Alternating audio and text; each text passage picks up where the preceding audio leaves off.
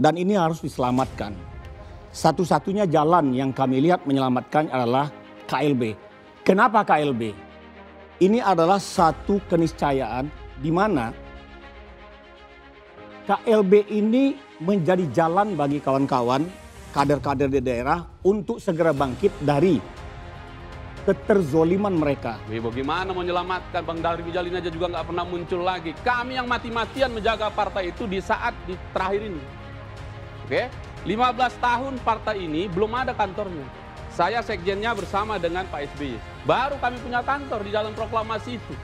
Jadi kalau dibilang gagal seperti itu, menurut saya ukurannya sangat subjektif. Karena itu alasan untuk KLB sama sekali tidak dipenuhi. Ini meskipun sudah selesai, kita pastikan tidak memenuhi syarat dua sekali itu. Syarat formalnya maupun syarat materialnya. Jadi kami pastikan substansinya selesai dan itu kita anggap cacat prosedural dan cacat substansi.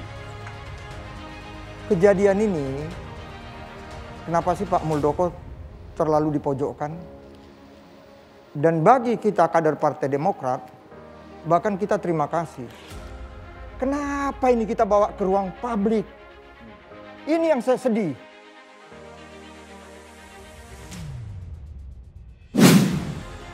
Muldoko ini di mana dosanya? Dia mengatakan, dia panggil saya abang. Bang, enggak lah bang. Saya lagi membantu Bapak Presiden.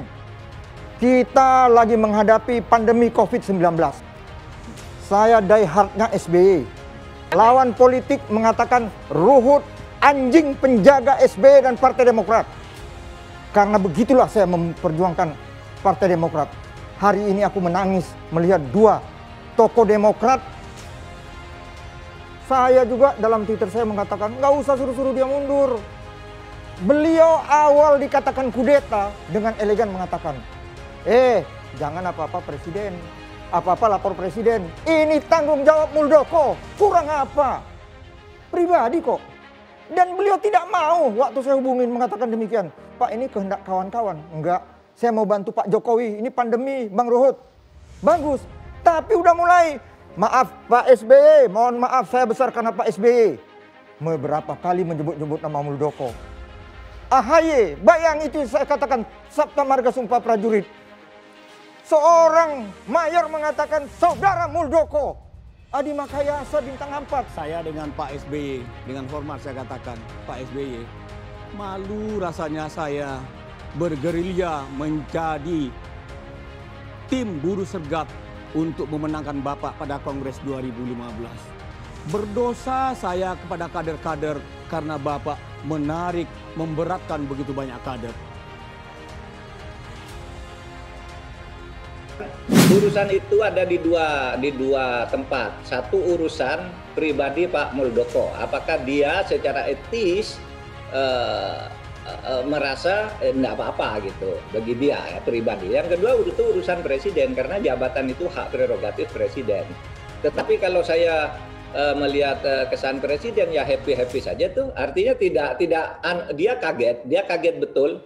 Ketika tahu bahwa Pak Muldoko ikut, tetapi beliau tidak merasa bahwa wah ini merusak, ini diem aja tuh, gitu.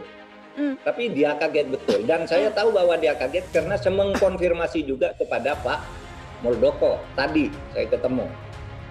Lalu saya mengkonfirmasi kepada Pak Pratikno juga yang nelpon ke saya. Itu Bapak nggak tahu loh itu, kok tiba-tiba ada di sana katanya. Nah, seperti itu. Nah nanti itu terserah Pak Jokowi ya. Kadang-kala Pak Jokowi itu kan senyum-senyum diam gitu, tiba-tiba tindakannya muncul tiba-tiba gitu. Saya kira kan selalu begitu kan. Bagaimanapun yang namanya KSP Muldoko itu adalah bagian dari istana, bagian dari pemerintahan. Jadi susah sekali untuk tidak menciptakan satu reaksi publik yang nomor 3 tadi itu. Seolah-olah Pak Jokowi itu tidak berdaya atau tidak tahu bagaimana harus menyikapi ini.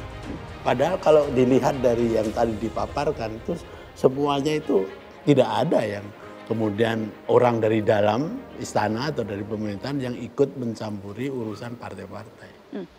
Nah kesan publik yang seperti ini harus segera diselesaikan. Makanya ada desakan misalnya dari Profesor Jimli supaya Pak Muldoko mundur saja.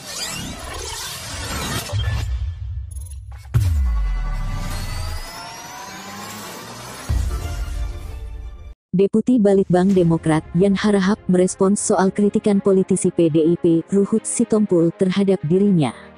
Yan lantas memberikan sindiran menohok kepada Ruhut. Politisi Demokrat ini bertanya kepada netizen soal gelar baru yang pantas disematkan kepada Ruhut. Apakah netizen setuju jika Ruhut Sitompul diberi gelar The King of Penjilat Penguasa? Kata Yan Harahap dikutip dari Twitternya Sabtu tanggal 17 Juli tahun 2021. Seperti diketahui, Ruhut Sitompul mengkritik Yan Harahap soal kinerja Presiden Joko Widodo. Ruhut menyebut Yan harus melihat Presiden Joko Widodo terus bekerja mengurusi rakyat Indonesia. Sebaliknya, Ruhut menyebut pihak yang tidak tahu mau berbuat apa untuk Indonesia, tetapi malah sibuk nyinyir. Ruhut bahkan menyebut Demokrat telat mikir. Politikus Partai Demokrasi Perjuangan, Ruhut Sitompul, menilai kisruh di Partai Demokrat pasca pelaksanaan Kongres Luar Biasa Deli Serdang sulit dipulihkan seperti semula. Diketahui, KLB tersebut telah memecat Agus Harimurti Yudhoyono dan menetapkan Kepala Staf Presiden Muldoko sebagai Ketua Umum terpilih. Kalau saya lihat ini yang namanya nasi sudah menjadi bubur. Jadi, bubur tidak bisa dibikin jadi nasi lagi, ucap Ruhut. Ruhut juga tidak bisa berandai-andai soal kemungkinan para elit dari kedua kubu mau berembuk. Baik itu Susilo Bambang Yudhoyono dan Joni Allen, serta Ketua Umum Partai Demokrat versi KLB dan Kongres 5.